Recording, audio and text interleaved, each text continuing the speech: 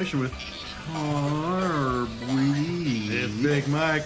Let's Ride Motorcycle Repair, your mobile motorcycle technician. That's Carb. We took the bowl off. Let me flip this camera around real quick and we will get a closer look and get to explain about what's going on. Ka-chow. Alrighty, so we've got the carb here, we've got the bowl, and that little drain screw that I was telling you about down here.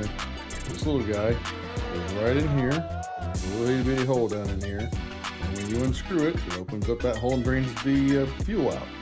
This is no more than just an air line.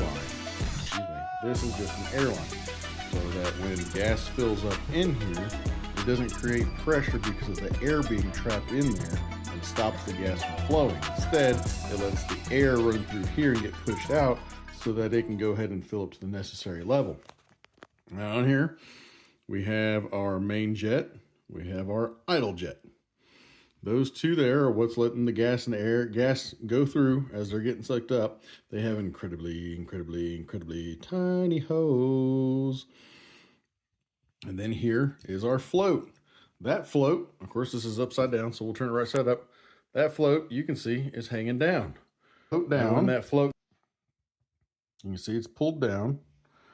And when the bowl fills up, this starts to float. And that's what shuts the gas off to the bowl. Now, why does it shut it off? If you can see, there is a little metal tab right here.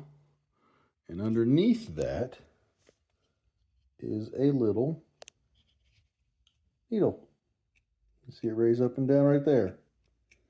That little needle is what's stopping the gas from coming and what's allowing the gas to come in.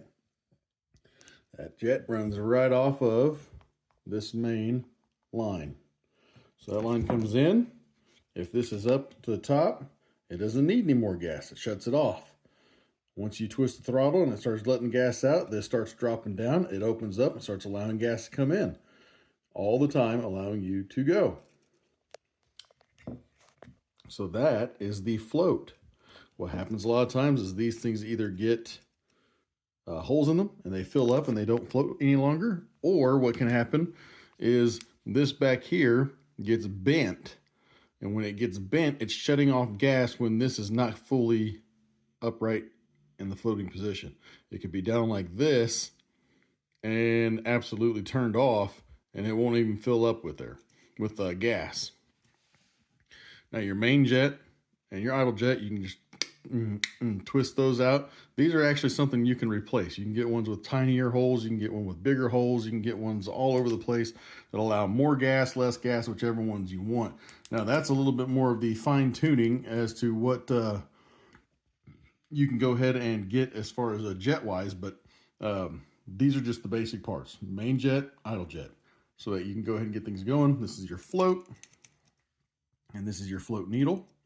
This is how it attaches here with this screw, and all the way down, gas in, all the way up, no gas in. And the point of interest is that all of these, this, your main jet, your idle jet, or any other jet that you may be running, have a problem dealing with ethanol gas. So, ethanol gas is made by corn. Corn leaves little deposits of gunk, is what they call it. But it's little biodegradable gunk that gets stuck in your jets, or gets stuck in your float needle, or gets stuck in your intake, or gets stuck on anything that you could possibly see. All of these are ran off of very minute needles that work to make your bike go. When that gunk is present, you're restricting gas flow, you're restricting airflow, you're restricting how fast you can go, and if your engine can even survive. To clean these things out, they are incredibly small holes. So what you don't want to do is to go ahead and get something metal and run it through that hole to try and get it taken out. Because what will happen is you will have a hole, your hole being magnified or whatever, being this small, and when you run that little piece of wire brush or wire up in there to go ahead and scrape that stuff out, your hole then becomes jagged.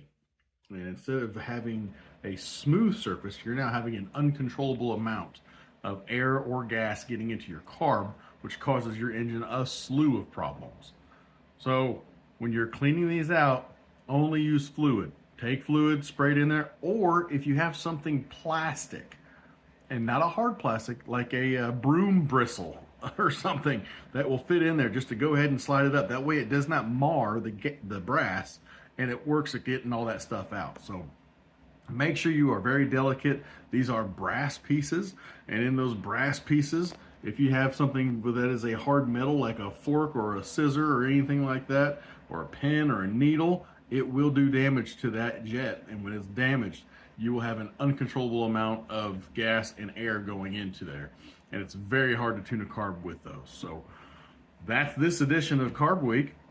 This is Big Mike with Let's Ride Motorcycle Repair, your mobile motorcycle